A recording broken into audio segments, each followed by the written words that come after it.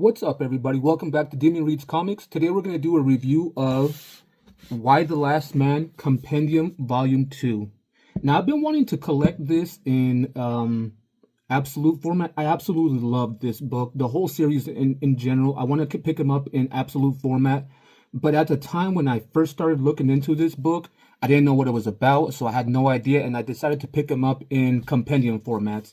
There's two of them. This is volume 2. There is hardcovers of this, and there's trade paperbacks. And the hardcovers, there's like 5 of them, and so it's like a lot bigger. And the trade paperbacks, there's a whole bunch of them. So I figured I'd pick it up in compendium format, just to kind of read it. But I'll give you guys know what I think about it when I do the rating. But anyway, like I said, this is compendium volume 2 of Y the Last Man. It is trade paperback, so it does have glued binding. It has 704 pages and collects issues 32 through 60. And it is published by DC Black Label. I don't know why they just put DC right there, but DC Black Label in the front. Let's see. Writer Brian K. Vaughn. Pencilers is Pia Guerra and Goran Sudzuska. Wow, I'm sorry if I butchered that name. Inkers are Jose Marzan Jr. and Goran Sudzuska. Colorist is Zalano and Lee Loridge. Letterer, Clem Robbins, and collection cover artist Massimo Carnevale. Okay, Carnevale. Awesome. So let's go ahead and crack this open, and I'll tell you a little bit. There's not really story arcs. This one kind of continues, and actually, no, there's 2 different story arcs, small ones. They're like one-shots almost in here, but it's a continuation story of the last few issues. So I don't want to break it down in this story arc and that story arc, but it's a continued story arc. A few time passes from here, and from time to time. And there's one-shots, but it's a one-shot from the first one, and it kind of brings, because in the first one, I was kind of like, why are they showing this about like the play and stuff in the theater and stuff? It comes first full circle in this one in another one-shot. So anyway, if you guys haven't read issues 1 through 31 yet, please do yourself a favor and read those first before you check this video out. Because there might be some spoilers I might be saying. So if you guys haven't done so already, please be warned. Turn this video off. Check out, the first 31 issues before you come and check this video out. Because then you might be like, oh, why did he say this? I didn't know this was going to happen. So please, I really, really recommend you guys read issues 1 through 31 before checking out this video. You guys been warned. Anyway, let's go ahead and do the overshot and crack open this book. Alrighty, guys, so let's go ahead and do a review of this. Let's crack this bad boy open. Like I said, this is the Y the Last Man Compendium Volume 2. Here's the content creators. I'm pretty sure I named each one of them. But here's the table of contents and the people that worked on each one of them individually. I don't want to discredit them, but yeah, this was such an amazing read. And so the story... This part right here, I guess you can say issue 32, takes place right after issue 31, where they're finally going to Australia to go and find Beth, Yurik's girlfriend / fiance. So that's where we take place. They get into like this freightliner called the Whale. It's a cruise ship, and we meet new people in this one. They're on their way to Australia. And we meet new people in this, and it's kind of funny, the new people you meet, because you kind of want to like them, and at the end you don't, and it's weird. But you meet new people in this. Not going to get into detail of who you meet, but you do meet the captain, Captain Kalina. She is freaking. That's one, like I said, you meet them, and at first you're like, she's awesome, but then you don't. You find out why they're doing this. You find out what's going on between I'm just going to put it out there. They're transporting drugs, and it's not a good thing, and a whole bunch of things happening on this freightliner. There's like this naval Australian submarine that takes down this ship liner for good reasons, and Yorick, Yorick, Agent 355, and Dr. Man end up escaping. But we also meet a new interesting person that actually goes on the travels with Yorick. Now you're probably thinking with Yorick, Agent 355, and Dr. Mann. Now you're probably thinking if they're going to Australia already, wasn't Beth in Australia? So I mean, shouldn't this book end? Why is it so massive? Well, that's kind of what I thought going into this, and no, that's not the case here. So anyway, like I said, they're on this freight liner. Everything's okay at first, and they meet this female right here, Rose. She's actually a spy for Australia, and she's the one that kind of tags along afterwards with Yorick, Ampersand, Agent 355, and Dr. Mann. But after a certain events happen, the Navy, I guess you could say the Australian government pretty much tasked her to spy and infiltrate their little group of Yorick and the other ones I just mentioned, and she kind of tags along with them, and she does really go along with them after a while. There's this nice little scene that happens between Dr. Mann and Agent 355. I'm not gonna get into it because it doesn't really lead anywhere, but it was nice. Because they're lonely, they're traveling together. Of course, there's gonna be some sort of relationship between them.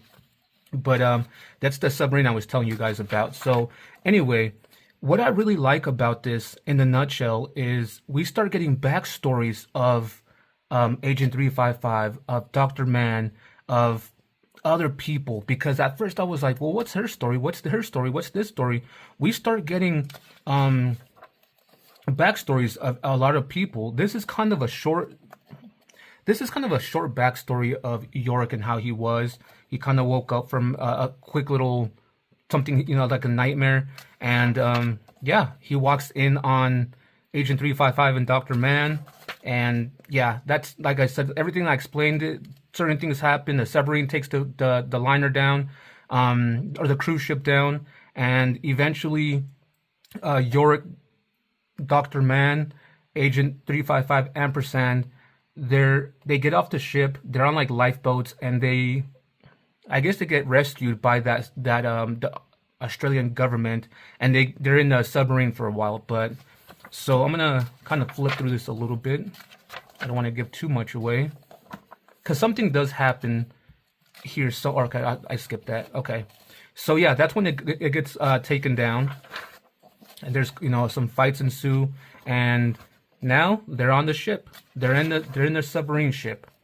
And what I really like about this is you start actually getting the sense and really starting to know what kind of person Yorick is, who Agent 355 is, Dr. Mann. This story has a lot to do with Dr. Mann, actually. What I mean, not this story, but this entire story is loosely based on her, actually. Like, everything that's happened, it's like about her.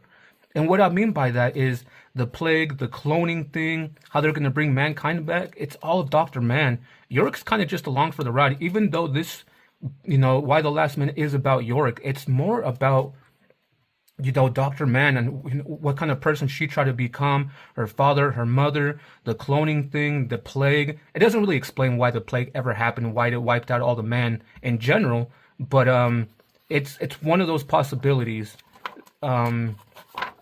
And like I said, it just has a lot to do with Dr. Mann, actually. In my personal perspective, other readers might not think that, but what's cool about this is we start getting we start getting like little flashbacks back and forth about Beth now as well too.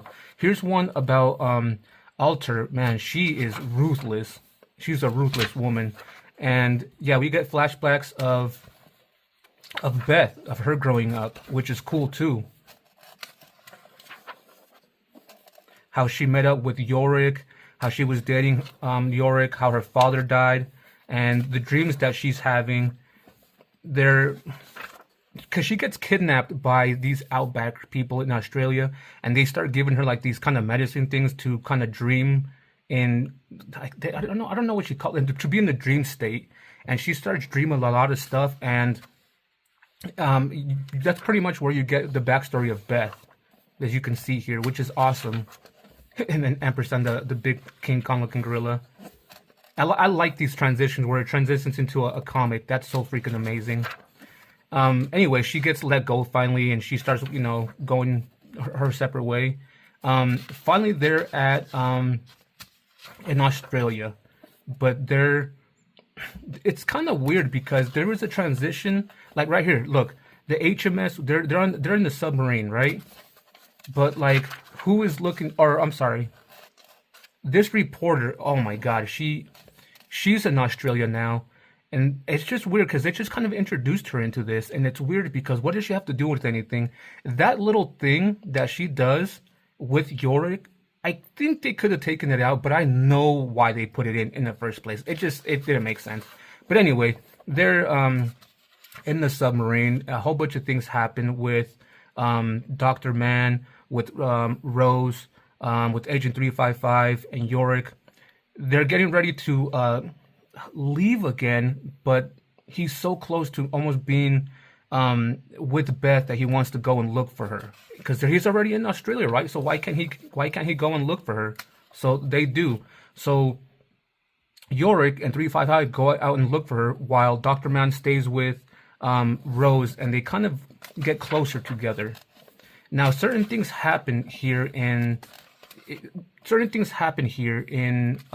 Australia where they actually eventually find out that Beth is not in Australia anymore. She went to Paris, and that has something to do with, in the flashbacks, she remembers that if something were to happen or something like that. No, I'm sorry. She remembers that one of the best places she ever wanted to go with Yorick was Paris. So because of that, she goes there in hopes of finding him. But at the same time, certain things happen.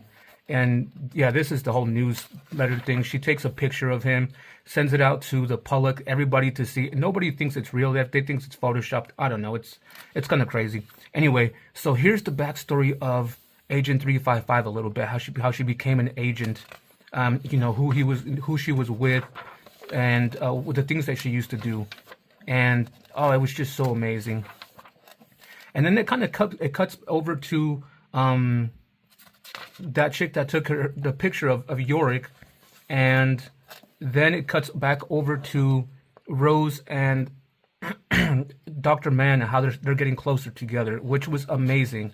She finally is getting to know somebody that she really likes, and then it kind of cuts back and forth to a lot of people, which I wasn't the biggest fan of, but they're still in Australia. They find out some things, and eventually they talk to that reporter that took the picture, and nothing comes out of it. Like I said, it made no sense, but okay, I'm not gonna. It's not like I can do anything about it. But anyway, so this right here is when Dr. Mann finally finds out who Rose is. She's a bloody spy, and she finds out the truth about it. It kind of sucks, but it sucks that she finds out she's a spy. But at the end of the day, something good comes out of it. So, oh man, I don't want to give what happens to what this one's about. But Alter, she is a horrible person, and what she does to the Browns, I should say. Yeah, she anyway. So it cuts over to Hero, which is Yorick's sister. She pretty much was tasked because she met up with Yorick, and it was like, hey, can you do me a favor? Can you go to California and deliver this letter to Beth? Beth was a female that Yorick was with, a one-night stand type of thing, and eventually she finds out she's pregnant with Yorick's kid, which is awesome. And so instead, certain things happen here with the church. The church thinks it's like a holy, a divine thing, like when Jesus was born. It was weird. Eventually, though, Beth 2, I guess I'm gonna call her Beth 2, and Rose, they kind of travel together, and they go to a site where the twins were so when the cosmonauts, when the astronauts came down, they were taken to like this underground bunker where there was 2 twins helping Dr. Mann there. Those 2 twins are still there in Kansas. So right now, Hero is in California, meets up with Beth 2, and she's like, hey, you know what? you should come with me to back to Kansas. There's two doctors that can help you with the baby if it's a boy. They're trying to figure certain things out. So that's, yeah, she starts going with them. And yeah, this is the whole church thing that was kind of stupid to me, but this is where they become friends and they start traveling together. And you find out this note here too. And then you go to Port Moresby, Papua New Guinea. They're traveling still to France, and this is when you get a backstory a little bit more of Agent 355, what kind of person she is, who kind of recruited her, what happened to her family, how she was trained, and that comes into full circle again. And see, like, I don't know why they keep doing this. Then we go to Yogota, Japan 5 years ago. This is when you start finding out about Dr. Man, her dad, Ampersand. There was an accident. So Ampersand wasn't supposed to go to York when he asked to be a helper for, monkeys. This wasn't the monkey he was supposed to get. It was supposed to be another monkey. And Ampersand was going to another research facility, and something happened in the crating area. And so Ampersand was sent to Yorick. And they think that Ampersand has to do something with the plague and why Yorick didn't die, which is kind of interesting. But we find out here about Dr. M and Toyota, which is that ninja assassin from the first book. But yeah, now you got here Yorick with Ampersand, how he got him. And yeah, this one was a weird story little thing. They're going to find a certain individual, but yeah, looks like they're dead with the cats. And then it's been some time, and you can see here, Yorick has a beard already. It's just, let me put it this way: by the time I gotta flip through this one too. By the time they're still traveling, they have to go to Japan because Ampersand gets kidnapped by Toyota because Dr. M wants him back, which is Dr. Man's father. So instead of going straight to Paris, they, from Australia, they go to Japan to, I guess you can say rescue Ampersand. And a whole bunch of things happen in that part right there. And, oof, man, the story behind it is just amazing. Right here and there in Japan. I wasn't the biggest fan of the story in Japan, but I mean, it made sense. It made sense how that they went to Japan and they had to bring the whole Dr. Man, her mother, and her dad full circle. Like I said, it has a lot to do with her.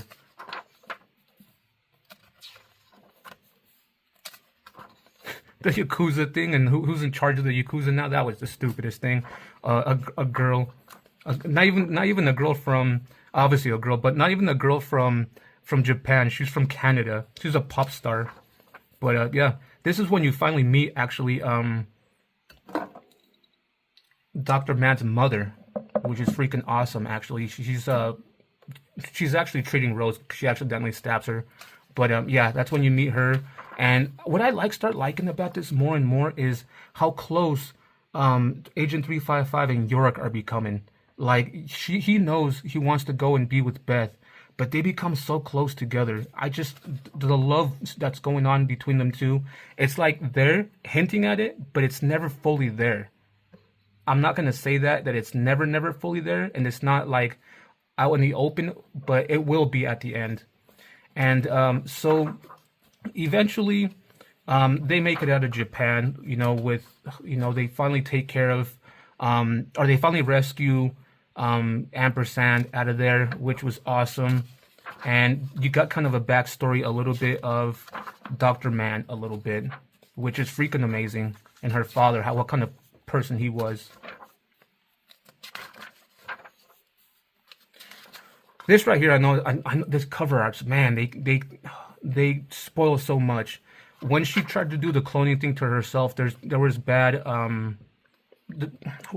there's things were gonna happen. She knew about it. There was possible things of going wrong, and that's what's going wrong with her. She doesn't die, but because her mother saves her, but some things are happening. And I mean, 2 months ago in Kansas, the freaking Alter and the Israelis, they catch up to the twins, and yeah, they're pretty much trying to find Yorick still, for a specific reason. I never knew the reason why, the motive for Alter, and why she was trying to look for Yorick, but it explains that so much. It explains it in so much detail, and it's amazing. This is kind of the backstory of Alter, which was actually pretty cool. Like, you wouldn't think that Alter needed a backstory, but it putting it in here explains so much. And let me move this, because I don't want to put so much. No, I don't want to make these videos too long, because we're only like halfway through this. Oh, it was so amazing. This is when when Rose finally quits, tells the government to go screw herself, that she really loves Dr. Man, and she wants to be with her. Which was freaking amazing, because Dr. Man obviously needed a love interest, and I just think it's so amazing. And look, we're still talking about Japan and China and things like that. Dr. Man, they do end up saving Dr. Man, which is great. But when they're at the hospital, there's finally a showdown between Toyota, Agent 355. You get a full-on explanation about what the possible plague might be, but it's not confirmed. But you get a full-on explanation about Ampersand, what this guy was trying to do with the cloning. He knew about her, trying to clone, and he's a bastard. Let me put it that way. So yeah. Oh, by the way, he did end up cloning Dr. Man 8 different times, which is freaking amazing. He did do the cloning, so they're close to cloning people. I mean, if he was already a cloning, then the world technically would be safe, because if they're cloning girls already, eventually they can go to cloning Yorick and try to save the world from extinction, right? From humans. So yeah, it was a lot of backstory. Like, all this, more often than not, has to do with Alice and Dr. Man. And like I said, this is a lot about her. Anyway, like I said, there's a showdown with Toyota and with Agent 355, which was freaking amazing. In France, this is kind of weird. So they're in France now. We're in France now. You got Hero. You got Siba the astronaut with her child Vlad. You got Natalia, which was trying to help Yorick and Agent 355 and Dr. Man get to Kansas about the astronauts in the first place. And then you got Beth 2 with Beth Jr. They're in France looking for original Beth 1, because they think if Beth's there, Yorick's going to go there. And this is all leading to one big confrontation. Let me see if I can get there. Arlington, Virginia, 2 months ago. This one was kind of like a quick backstory, but it makes sense. Of if you guys don't know who this was about, in the beginning, Yorick, in the first few issues, Yorick meets this girl. She's like this like model looking chick. She's I guess you could say disposing of bodies, like of the male bodies. And so this kind of comes full circle, which was very, very nice, because I was like, what happened to her? Why did they introduce her? So yeah, that's that one shot I was telling you guys about, which was freaking awesome. And then you got another one shot of the girls that were in theater. They were like, hey, you know what? We should stop doing this. This is over. We're not going to do this anymore. And 2 girls decide they're going to go their own way, and they kind of team up to make a comic book. And that comic book actually becomes popular. You read a little bit about it, and you see that Yorick is actually reading it. So it became something. So now they're in Moscow, because they're traveling through Russia to go, to France. Something's happening here in Russia, which was, I guess it was okay. But, yeah, this, he's having a dream, by the way. He walks in on Agent 355 trying to seduce her, and he's just having a dream. And that's when he gets a little bit more closer to her, which is, there's a reason they put that in there, because I'm starting to realize it. And at the end, it tells you why. So yeah, they finally, in Russia, Alter is still looking for the boy, and eventually they end up in Paris. The final arc of the story. I'm gonna kind of stop this right here, because the rest of this is spoiler. So, does Yorick find Beth 1, his fiance? Yes, he does. Does he get a happy ending? Does Agent 355 get a happy ending? Does Hero get a happy ending? What happens to Alter? What happens to Natalia? What happens to Siba and Vladimir? All the people, the main characters that you know about this, they might get a happy ending, they might not. I don't want to spoil that part for you guys. I don't want to go past this right here because this is the culminating event. All I'm gonna say is I did not see a lot of it coming from, where I did not see where things were going. And when I got, we got the twists and turns, I was like, oh my God. There was one particular scene at the very, very end, 60 years later. They finally did do the cloning of the Yoriks and things like that. 60 years later, one particular thing happens with Yorick. If you think about it, Yorick is an old man already. Ampersand's an old monkey. What happens to Ampersand? Obviously, he's going to pass away because he's an old monkey, right? I don't know what their lifespan is, but yeah, he just old. He doesn't get killed or anything. He just passes away from old age. That made me cry. It made me tear up. I was kind of wiping my eyes when I was reading that part, but that's as far as I'm going to go as far as the ending goes. I don't want to give you guys any more. You guys have to read it for yourself if you guys haven't read it yet. Oh my God, such a great, amazing story. I absolutely love this. At the end, so that's all I'm going to do that with that. At the end of it, there's a few Vertigo, which is weird because it said Black Label at the front, but it says DC Vertigo. Got American Vampire right here. They're kind of pretty much, putting out like, hey, you should read this next. I read The Sandman. I got Scalped. I'm going to be eventually reading. I haven't read American Vampire, which I'm not going to because I'm not a big fan of vampire stuff.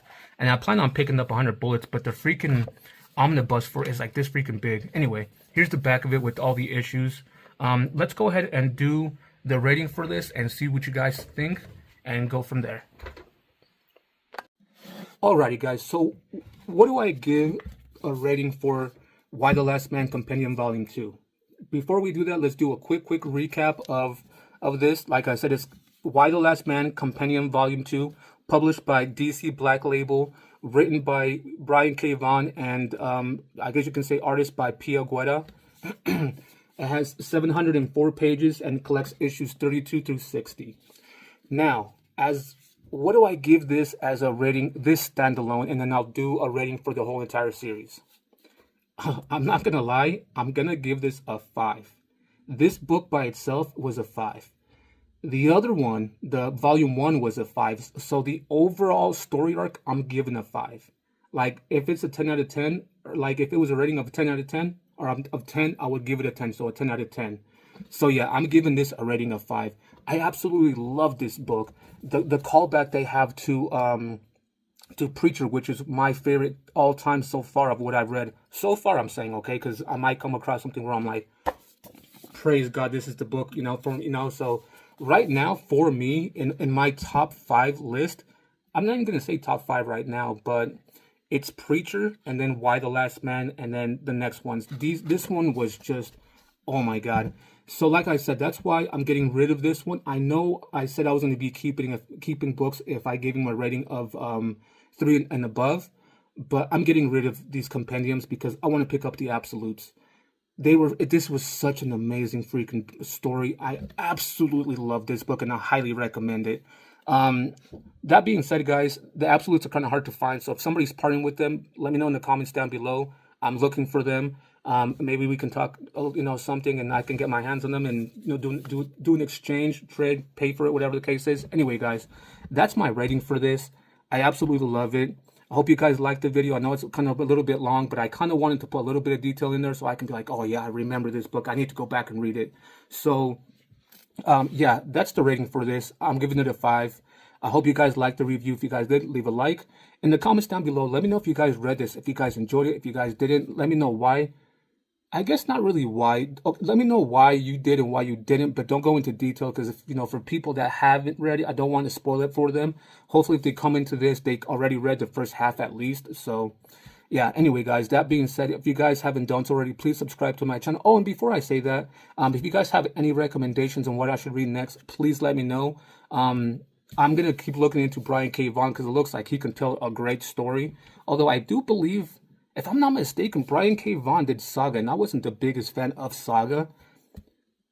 Maybe because it was like this outer space stuff, and I'm not a big fan of like outer space aliens type of thing, but still he does tell some great stories. So anyway, guys, I'm gonna be looking into that more. If you guys have any recommendations of Brian K. Vaughan and or other artists, creators, whatever the case is, let me know in the comments down below. With all that being said, guys, if you haven't done so already, please subscribe to my channel. It really helps my channel out. 14 subscribers so far. Yay for me, right? Anyway, guys, thank you very much for watching my videos, for liking them, commenting, and subscribing. I really appreciate it from the bottom of my heart, guys. All that being said, guys, take care, stay healthy, and we'll see you guys on the next one.